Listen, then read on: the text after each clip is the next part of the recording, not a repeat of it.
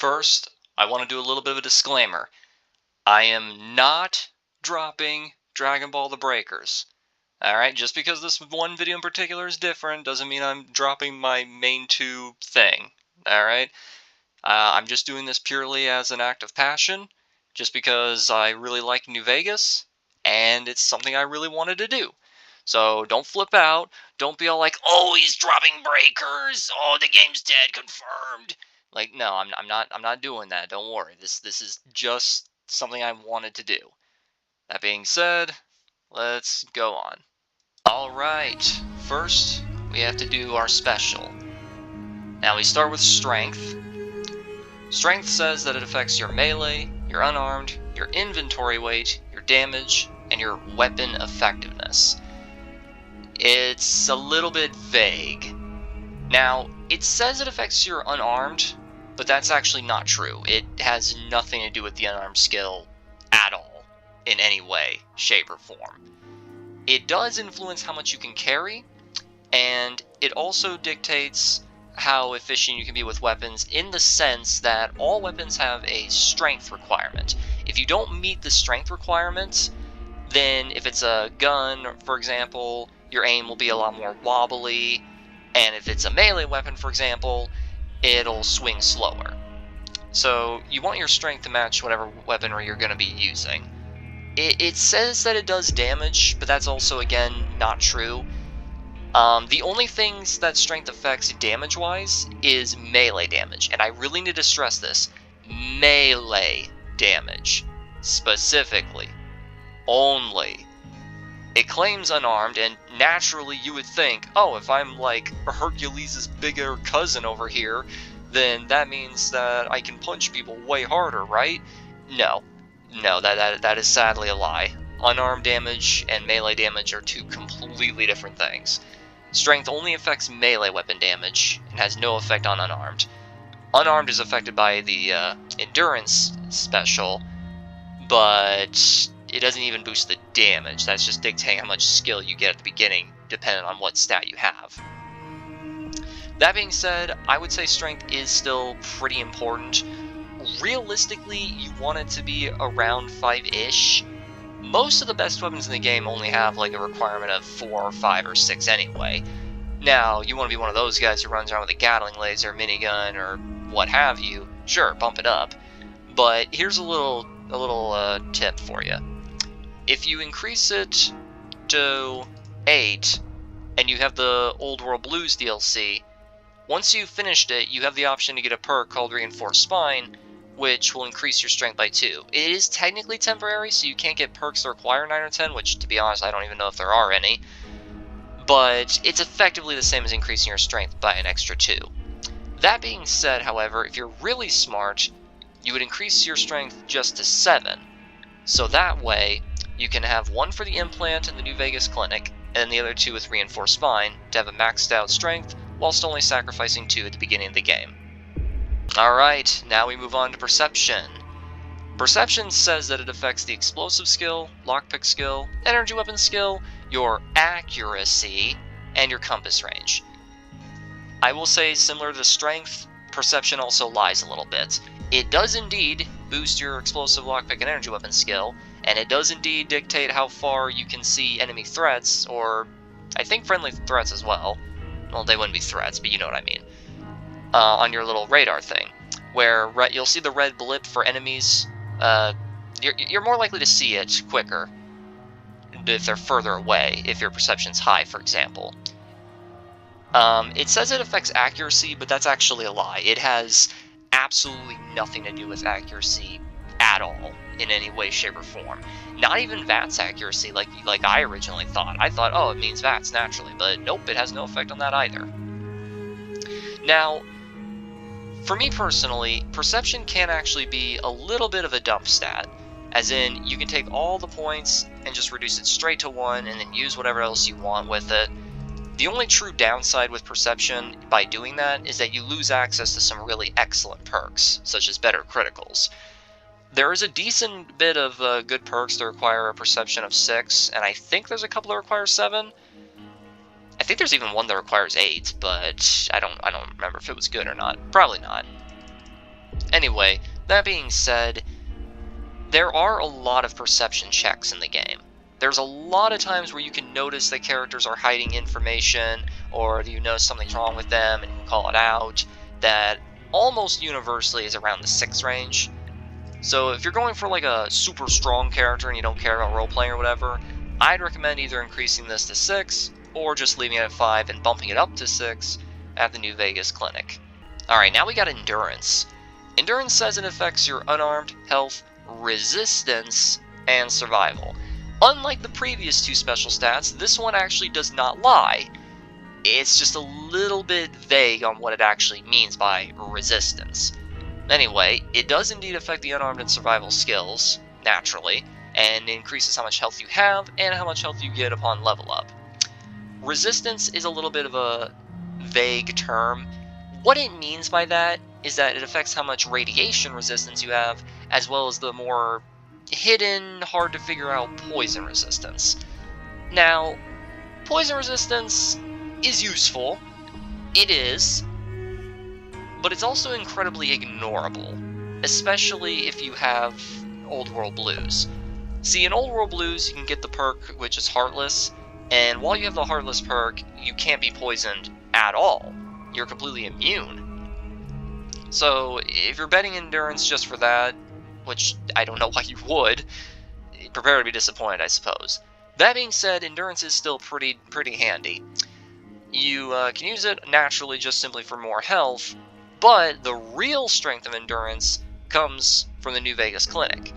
At the New Vegas Clinic, you can get implants to increase your special stats as well as a couple other little goodies, but you have a finite number of how many times you can do this, and it's dictated by how high your endurance is. So let's say, for example, you have an endurance of only 3. You could only ever get 3 implants, 1 for strength, 1 for perception, 1 for endurance, but then you wouldn't be able to get the 1 for charisma, intelligence, agility, luck, or anything. On the flip side, however, if you have a really high endurance, like let's say 8, you get 1 for strength, 1 for perception, 1 for endurance, 1 for charisma, 1 for intelligence, 1 for agility, 1 for luck, and then you could have 1 for the one of the 2 special things. With an endurance of 9, you can get every single implant. So if you don't have any of your stats maxed out and you really want to have all of them, go ahead and find a way to increase your endurance to 9. But for me personally, I would recommend not doing that, only make it around 8 or so. The reasoning for it, you'll see in just a moment. But yeah, endurance, perk-wise, is, well, a little bit subpar to say the least. But it still is very handy on its own. You're not really getting endurance for the perks, you're getting it for what it itself does. Now we're on to charisma. Personally, a stat that I actually really like. However, I know I'm starting this up a bit different, but like, come on, if you've been playing New Vegas for more than even 1 second, or have been in the community for more than 2 seconds, you already know what charisma is all about. Everyone just says take it and dump it in the dumpster straight down to 1, so you get 4 extra points. And for good reason. Charisma on its own doesn't really do too much for you unless you're playing hardcore mode. Now, me personally, I actually kind of like it, and I do indeed play hardcore mode a lot, but even on hardcore mode, it's not like, oh, I need to have this. So what does it do? Obviously, it influences a couple skills, barter and speech, naturally. So what's the primary thing it does? Companion Nerve. What is Companion Nerve? That is incredibly vague, and the game itself will never tell you. But what Companion Nerve itself is that it makes it so that your companions that you recruit throughout the game will do 5% more damage and take 5% less damage depending on how many charisma points you have. Meaning that, yes, even at only 1, the absolute bottom of the barrel amount of charisma you can have, they still are always 5% better at tanking and dealing damage. So this can go all the way up from 5 to 10 to 15 to 20 to 25 to 30 to 35 to 40 to 45 to 50%. And I will say this, give Ferocious Loyalty with 10 in charisma and your companions will just never die, unless you throw them at like the legendary Deathclaw or something, I guess. But yeah, I know I'm kind of glazing charisma a little bit, but if you don't care about role playing and you just want a super strong character, just reduce it to 1 so you have more points to work with. Next, we got intelligence. Intelligence is probably the most important of all of the stats, honestly. Like, nothing else even comes close. What it does is it affects science, repair, and medicine naturally. And there's quite a lot of intelligence checks throughout the game as well. Quite a few. The biggest, most powerful aspect of intelligence, however, is that when you level up, you get a certain amount of skill points. And the skill points are increased depending on how high your intelligence is. So, like I said, if you're not necessarily role-playing, and you just want to, have super powerful character, you want this at 10 immediately. Just instantaneously. No hesitation at all. Alright, now we got agility. Agility affects guns and sneak, and it says it increases your speed, as well as your action point regeneration. Now, once again, we have a lie, but it's not a full-blown lie like with strength and perception. Instead, it's a bit more of a vague lie. Speed would imply that it's your movement speed, but this is actually false. It only increases your reload speed, and I'm fairly confident your holster and, pulling out your weapon speed as well. Anyway, now that's still pretty handy to have, and action points are pretty handy as well. With agility, this one's a bit more of a up-in-the-air decision. Like, I would say never go below 3, because that's just way too slow. Unless, of course, you want to roleplay, then by all means, go for it. But there's nothing wrong with reducing it by, like, 1 if you want an extra point or something, is what I'm saying. Though, the speed difference is quite drastic, so this one's a bit more up for preference. Me, personally, I usually like to gravitate somewhere between 4 and 6. So, yeah. Moving on. Finally, we have luck. Luck claims it affects all skills, and, I mean, technically it does, but nowhere near as much as every other special. It only affects it by 1 or 2, I think, every 2 points of luck. So, for example, if you reduce luck by 1, you might as well reduce it by 2, because otherwise it's not going to affect your skills at all. And if you likewise increase it by 1, you might as well increase it by another. Now, luck says it also influences critical hits, which it does, by quite a lot in fact. And it also says that it affects quote-unquote enemy mishaps. I am going to be honest, I'm not entirely sure what that means exactly. I'm not even sure if that's an actual gameplay mechanic. Now, that being said, I've had moments when I've played this game, all like 1,000 plus hours. I've had moments where enemies would stumble, or they'd screw up, or their weapon just like jammed or whatever. But I can't tell you how often that was influenced by my luck stat. I genuinely cannot tell. So, that one is insanely vague. I don't know if that's even a thing or not. That being said, even though luck sounds like it's doing the least here, it's actually pretty important. Critical hits in this game are absolutely monstrous, and there are a decent bit of luck-based perks that you might want, even if most of them only require just 1 more at 6. If you want to clean out casinos and you're a gambling man, max that out, or at the very least get it to 7, so that way things will go your way significantly more often. Alright, so final verdict, assuming you're not role-playing and you just want a super strong character, you want to take all the 5 that you get and dump it all into intelligence. Then minimize charisma, put 2 into strength, and then put 2 into endurance. Now, feel free to work around this a little bit, even if you want a super strong character, but I would highly recommend this. 7 in strength, so that way it's significantly easier to max it out. 7 endurance, so that way you can get an implant for all of the specials, except for intelligence since it's already maxed out, so that way you can use it on the subdermal armor, or the regeneration if you really want to. 1 in charisma because it's useless, especially if you're not going to have any companions, and max out intelligence so that we get additional skill points. Alright, next up we have skills. The barter skill is used to influence how much you get when it comes to buying and selling items. That's pretty much it. There's not too many perks that are associated with it aside from Pack Rat. Pack Rat is pretty good. But the real power of barter is that whenever you can talk your way out of a situation, barter is the second most common option. So it is a genuine skill to pick if you want to use it. There is no shame in picking it whatsoever, and it can be pretty handy in the right circumstances. Another interesting tidbit about it is that if you have 100 barter, you can actually convince the final boss, Lanius, to end the game peacefully without having to fight him. Pretty nice. Next we have energy weapons. Energy weapons are a pretty fun thing to play with in New Vegas. They have some solid perks, especially Meltdown. Meltdown is ludicrous. And their weapons themselves are both interesting and very fun to use. The energy weapons inherently have a bit of a strength, because virtually all energy weapons inherently have some kind of damage threshold bypassing ability, at least to a very minor degree, like say 2 or so. Most of the energy weapons are very strong and often have high crit chances, and even do good critical damage, so if you're going for a critical build, energy weapons might seem very appealing.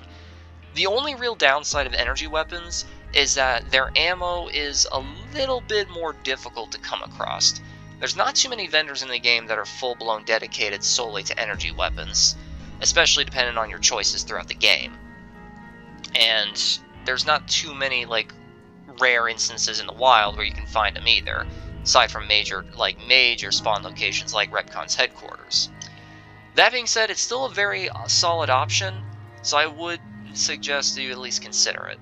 Explosives are a very, very fun skill, and depending on how you're going to be playing the game, actually can be pretty useful because there's more explosive checks in the game than there is for the other weapon checks. However, as your primary source of damage, I would say this is not your best choice. Just because the sheer amount of ammo that you're going to need throughout the entire game, how heavy most of the good weapons are, and if you're playing on hardcore, the insane weight of grenades, if you're going to be using grenade launchers, for example, definitely kind of takes explosives down a few pegs. Guns are by far the best go-to damage-dealing weapon in all of New Vegas. They are the most consistent, their ammo is literally everywhere, guns can be found just about anywhere, and they have some really solid options like the anti-material rifle or the Ranger Sequoia. There really is no major downsides to guns, really, and there's no real reason not to pick them unless role-playing or you just want to do something else like dedicate to energy. So honestly, guns are probably your best go-to bet for damage dealing. Next we have Lockpick. Lockpick, as the name suggests, is used to pick open locks. Who would have guessed? Anyway, in this game, locks are a little bit different. You might be used to stuff like in Skyrim or whatnot, but in New Vegas, all locks are kind of gate-kept by a skill. Very easy can be picked at anything. Easy requires you to have at least 25 in lockpick to even attempt to pick it. Average requires you to have 50. Expert requires 75. And the very hard lock requires you to have maxed out at 100. Now, there are quite a few difficult locks in New Vegas, and virtually all of them have some really nice goodies behind them. So, it might be in your best interest to take lockpick. Unless you're role-playing, of course, but it is a very, very handy skill to have. Next we have medicine. The medicine skill will determine how much HP you get back when you use, well, medicine. Like Radaway, Stimpack, Rad-X, stuff like that. Medicine is also a very, very common skill, and a very useful skill, when it comes to checks throughout the game and dialogue. And there's even a couple of major circumstances in the game where having a high medicine skill can massively help you out in quests. Medicine also has a decent chunk of pretty strong perks associated with it, such as Chemist. So, Medicine is actually a very solid choice. Even in hardcore mode where Stimpaks are significantly nerfed, it's still a very nice choice to have. Melee is a very, very good damage dealing option, especially in the later game where you get more crazy weapons like the oh baby! No, that's actually what it's called, look it up. Anyway, Melee has some pretty solid options with it, especially with Super Slam. Once you get Super Slam and you get within melee distance, that one enemy in particular is just done for. There is nothing they can do, realistically. Now, that being said, in the early game, you're definitely going to struggle a little bit. Not necessarily because, oh, there's no good melee weapons at the beginning of the game. No, there are. But in the very early game, you're going to be a lot squishier, it's going to be a lot harder to close the gap, and just overall, you can choose melee as your primary if you want. Just make sure the rest of your build is backing it up. It's not something you can just casually pick up like guns. Next we have Repair.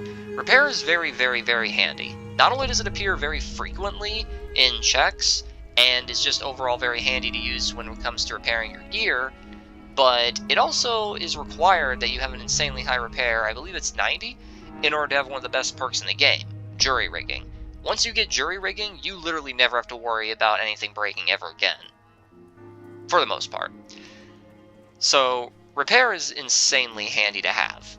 And honestly, if you're just going for a really powerful character, you might want to consider that. Science, while being literally essential if your primary damage dealing method is going to be energy weapons, is also a very handy tool to have when it comes to skill checks. In fact, I'm fairly confident that when it comes to talking your way out of stuff, I'm fairly confident Science is the third most common option that ever comes up. And it's even required that you have a high Science skill if you want to get like the perfect ending of the game, if you know. But that being said, what does Science do exactly? Well, similar to lockpicking, it lets you hack terminals, with a different little minigame of its own. And similar to lockpicking, it's gatekept by, 25, 50, 7500, etc. However, with Science, it also lets you recycle energy weapon ammo and convert energy weapon ammo to different things, and unlocks quite a few recipes. So if you're going to be focusing on energy weapons, definitely take it. But you're not exactly going to, lose the game instantly if you don't select it. Sneak helps you in combat by keeping you out of combat. As the name would obviously imply, the better you are at sneaking, the less likely you are to be detected. It also says it helps influence pickpocketing, but that's not necessarily something I myself ever found really all that useful, outside of the really funny tech of reverse pickpocketing grenades on the people. That's always hilarious. Anyway, Sneak can be pretty solid in the right circumstance, and does have a pretty decent chunk of skill checks involved with it. But if you're not focused on roleplay, and you just want a strong character for your first playthrough or whatever, it's perfectly fine to ignore it. Speech is, without a single shadow of a doubt, the best skill in the entire game. Hands down, it's not even close. The sheer amount of work that you can get done with just the speech skill alone is unparalleled. Anytime that a solution can be found peacefully, speech is almost 99% of the time the reasoning. You can convince the final boss to not fight you. You can unlock so many good endings for the game with speech. You can get access to a lot of stuff with speech. You can skip entire quest lines as long as your speech is high enough. Speech, no question about it. If you just want a strong character, heavily invest in that. Best skill in the game. Survival, while being basically essential if you're playing hardcore mode, is a very handy skill to have if you're not going to be investing in medicine. Basically, it increases how much you regenerate your health from food and drinks, and is involved in a little bit of skill checks, and it has a decent little bit of perks. I think it's like 2 or 3, but like the 1 or 2 that are pretty good. I really should have looked this up before, which, oh well, we all make mistakes. Anyway, the biggest meat about it is that it unlocks a lot of crafting recipes, and I do mean a lot.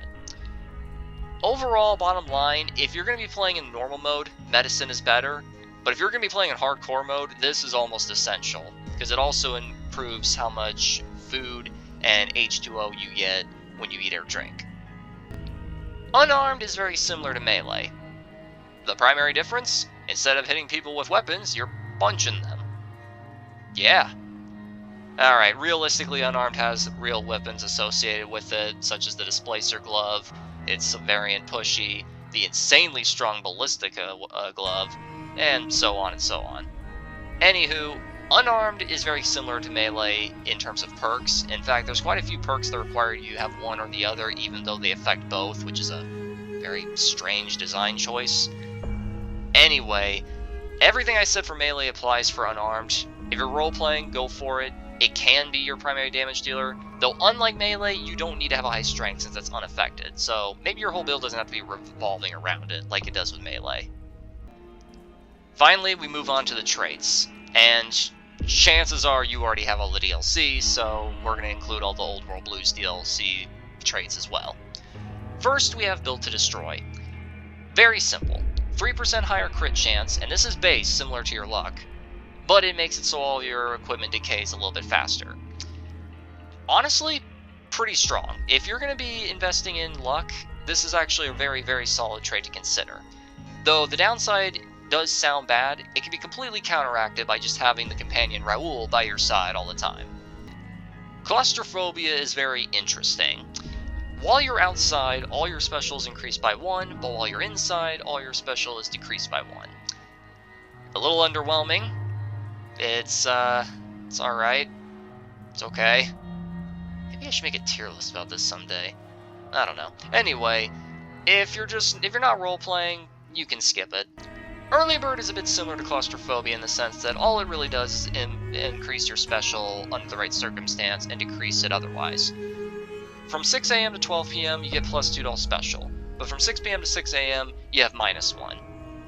Now, that's a strong boost, but the fact that the penalty lasts way longer than the bonus, not very handy in my opinion. Fast Shot is very interesting. You fire 20% faster, and your shots are 20% less accurate, but it has a hidden bonus that the game doesn't tell you about. It also makes it so all attacks and VATs are 20% cheaper.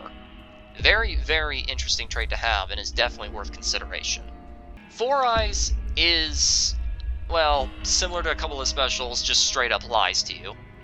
It says that while you're wearing glasses you get +1 perception, and without it you have -1 perception, but what it actually does is that it just permanently reduces your perception by 1, and then it makes it so all glasses items in the game give you +2 perception temporarily while you're wearing them. Except for the Lucky Shades. They give you +3, because they're cool. Anyway, take it if you absolutely want to, but I wouldn't bother. Good Natured is interesting. Increases barter, medicine, repair, science, and speech by 5, but reduces all your weapons by 5. Given how you're realistically only going to be using 1, possibly 2 of the weapon skills anyway, it's actually genuinely worth consideration. Heavy-Handed is very simple.